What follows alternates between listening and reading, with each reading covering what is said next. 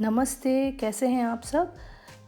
Welcome to my channel scrumptious elements.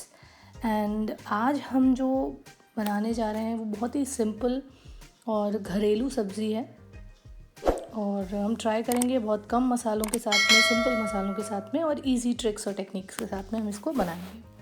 तो हम बनाएंगे लौकी के कोफ्ते। हमने सब ने सुना है और लौकी के कोफ्तों की मैं और चीज़ें भी आपसे डिस्कस करूँगी इन बिटवीन कि अगर हम बनाते हैं और हमारा मटेरियल ज़्यादा है तो हम उसको और किस तरीके से स्नैक्स की तरह यूज़ कर सकते हैं। तो ये बहुत ही सिंपल और जो नॉर्थ इंडिया साइड है वहाँ पे ये बहुत प्रचलित डिश है और ये सॉफ्ट नहीं बनते लोगों के अक्सर, तो हम इस पे फोकस करेंगे आज। तो अब देखिए, हमने सबसे पहले तो एक लौकी ली है और लौकी देखने का तरीका ये है कि हल्का सा आप उसको दबा के देखें। अगर वो बहुत सॉफ्टली दब रही है दैट मीन, या फिर नाखून से हल्का सा पुश करके देखेंगे तो you will get to know बहुत हार्ड लौकी नहीं होनी चाहिए।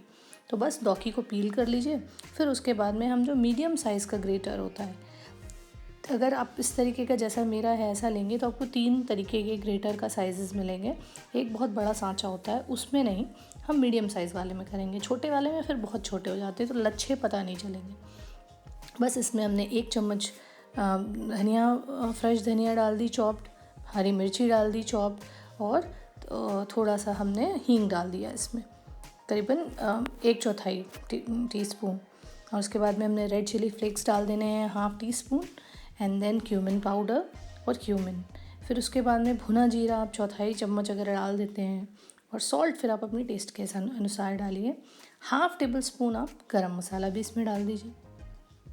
तो बस अब ये सारे इंग्रेडिएंट्स को फिर हम अच्छी तरीके से एक मिक्स कर लेंगे। यहाँ पे अब हम बेसन ऐड करना शुरू करेंगे। तो आप इसमें, क्योंकि अगर बेसन ज़्यादा हो गया तो भी ठीक नहीं बनेगा और कम हो गया तो भी ठीक नहीं बनेगा, तो हम 3-4 चम्मच ऐड करेंगे। फिर उसके बाद में उसको देखेंगे कि क्या ये हम जैसे पकौड़ी बनाते हैं उतना बेसन है इनफ या नहीं। पर इतना नहीं होना चाहिए कि बेसन की क्वांटिटी ज़्यादा हो जाए और लौकी की कम। इसके साथ साथ में हमको इस चीज़ का ध्यान रखना है कि पहले कढ़ाई गरम करने चढ़ा दीजिए और तब आप ये अपना लौकी का मिश्रण तैयार करिए। ये जो बैटर आप तैयार कर रहे हैं कोफ्ते के लिए वो तैयार करिए, क्योंकि इसमें नमक पड़ा होता है और लौकी बहुत जल्दी पानी छोड़ने लगेगी, तो आपके लिए वो बनाना बहुत मुश्किल पड़ जाएगा। तो बस एक कढ़ाई ले लीजिए या पैन ले लीजिए, उस पर ऑयल को गर्म करने रख दीजिए। और क्योंकि हम इसको डीप फ्राई करेंगे, थोड़ा सा बैटर को टेस्ट करके देख लें ताकि नमक परफेक्ट हो। नमक थोड़ा सा जितना आप खाते हैं उससे कम रखना है, क्योंकि आपकी ग्रेवी में भी नमक होगा थोड़ा बहुत। तो ये चीज़ों का ध्यान रखते हुए नमक को टेस्ट कर लीजिए। और बाकी मसालों में अगर हींग की महक नहीं आ रही तो वो भी ध्यान रखें। फिर आप इसको पेड़े की शेप में अपने हाथ में लें और गरम तेल में कोफ्ते छोड़ें। अब गरम तेल में छोड़ने का ये पर्पस है कि जब आप गरम तेल में छोड़ेंगे फिर उसको धीमा करेंगे तो इनिशियली वो एक सेट हो जाता है, अदरवाइज़ वो फैलने लगेगा। तो आप देखो धीमे धीमे पकना शुरू हो रहे हैं, तो उनको नहीं छेड़ना है जिनको हमने ताज़ा डाला है। कुछ देर रहने दें उसी साइड और फिर दूसरी साइड पलटें, ताकि वो एक सेटिंग पहले बैठ जाए, उनका अपना शेप ले लें कोफ्ते।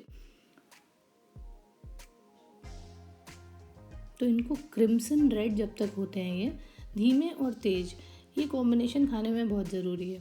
तो आपकी जो फ्लेम है वो धीमे और तेज़ के कॉम्बिनेशन में आप चलाते रहें। और आप अगर, क्योंकि आप बहुत तेज़ में पकाएंगे तो फिर अंदर अच्छे से बेसन और लौकी नहीं पकेगा, वो सिर्फ ऊपर रेड हो जाएगा। तो जब हम धीमे और तेज़ दोनों को बैलेंस करके चलेंगे तो वो अंदर भी अच्छे से पकेगा और आपका टाइम नहीं ख़राब होगा और आपके क्रिम्सन रेड भी हो जाएंगे। तो बस, तो अब एक प्लेट में आप टिश्यू पेपर रख लें और जो हमारे कोफ्ते जब पकते जा रहे हैं, जो रेड होते जा रहे हैं, उनको निकाल के साइड में रख दें।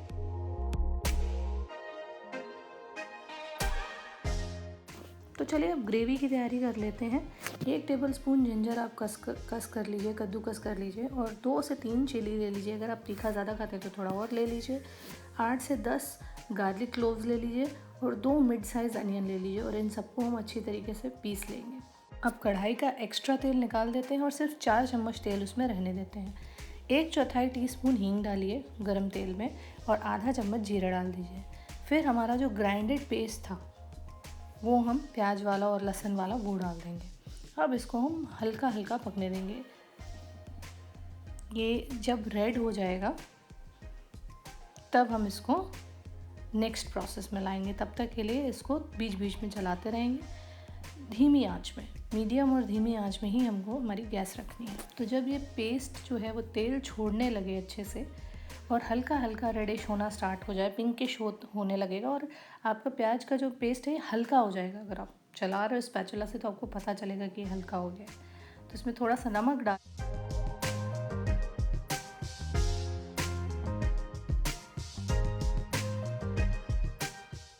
तो अब हम इसमें डालेंगे मसाले।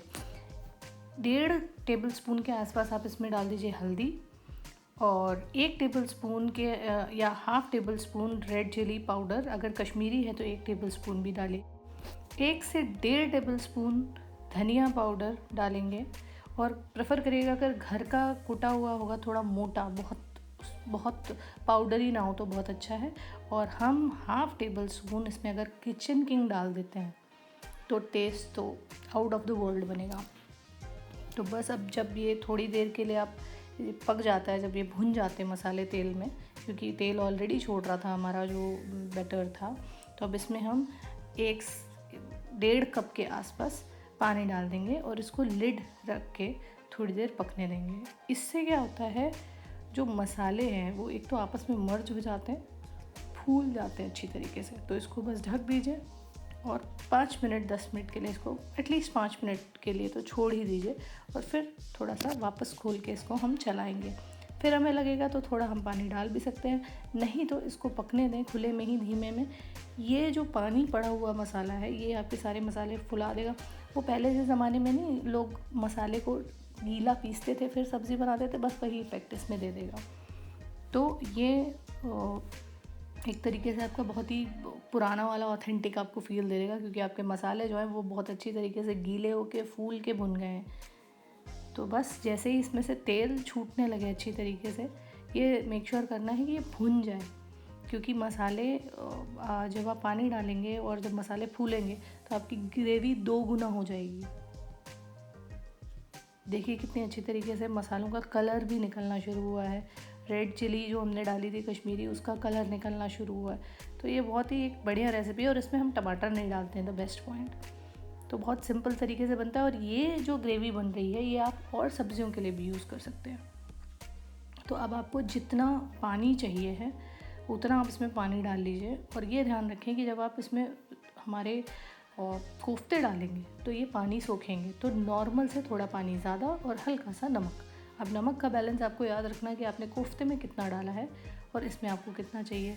अब मैंने जो ये बचा हुआ जिसमें बैटर बनाया था उसमें पानी डाल लिया है, क्योंकि वो बेसन और वो सब लगा हुआ था, तो उसमें पानी डाल के घुमा लिया है और वो भी इसमें डाल दिया है। अब बेसन से क्या होगा, एक हल्का सा ग्रेवी में ना स्मूथनेस आ जाएगी, क्योंकि आपने बेसन, और मेरा बेसन वेस्ट नहीं हो रहा है, तो सारी चीज़ें हो रही हैं इसमें। तो बस आप फ्लेम को थोड़ा हाई कर दीजिए और लिड लगा दीजिए। जैसे ही इसमें उबाल आने लगेगा तो कुछ देर तो हम लिड ऑफ में इसको पकने देंगे, उसके बाद में हम खोल लेंगे और फिर देखेंगे कि कंसिस्टेंसी कैसी आ रही है। बिल्कुल पानी वाला नहीं होना चाहिए, तो वो सारे मसाले जब इसमें बैठ जाएंगे, बेसन वगैरह सब प्रॉपर्ली हो जाएगा, तो आपको एक अच्छी कंसिस्टेंसी मिल जाएगी। और ये याद हमेशा रखें कि गरम जिस टाइम ग्रेवी आपकी पक रही उस टाइम वो थोड़ी सी आपको पतली लगेगी, और जैसे ही आप उसको ठंडा कर देंगे, जब आपका खाना रियलिटी में जब आप परोसने जाएंगे तब तक वो काफ़ी थिक हो चुकी होगी। तो इसलिए पानी का ग्रेवी बनाते समय बहुत हिसाब किताब ध्यान से रखना होता है। तो अब ये देखिए, अगर आपको लग रहा है कि इसकी कंसिस्टेंसी अच्छी हो गई है और ठंडा होने के बाद में थोड़ी थिक हो जाएगी, तो बस अब इसमें हम डाल देंगे कोफ्ते और करीबन आधा टेबल स्पून के आसपास गरम मसाला। देखिए अगर घर का है तो बेस्ट है, बट और भी बहुत सारे ब्रांड्स हैं जो बहुत अच्छे गरम मसाले मिल जाते हैं मार्केट में आपको, तो उनमें से भी आप कोई प्रेफर कर सकते हैं। तो बस इसको कुछ देर के लिए पकने दें और ढक दें, ताकि जो कोफ्ते हैं वो थोड़ा सा रस जो है अच्छी तरीके से पी लें और कोफ्तों के अंदर तक इन्फ्यूज़ हो जाए ये ग्रेवी का और मसालों का सारा मिश्रण। बस इसको थोड़ा सा चलाएं और एक इसमें थोड़ी सी हरी धनिया चॉप्ड डालें और कुछ देर के लिए इसको ढक दें, क्योंकि अभी भी प्रॉपरली आपके कोफ्तों ने पानी नहीं प्रॉपर पिया होगा। तो इसको कम से कम 10 मिनट रखें और 10 मिनट के बाद आप ये सर्व कर सकते हो। 10 से 15 मिनट के बाद इसको आप सर्व कर सकते हो।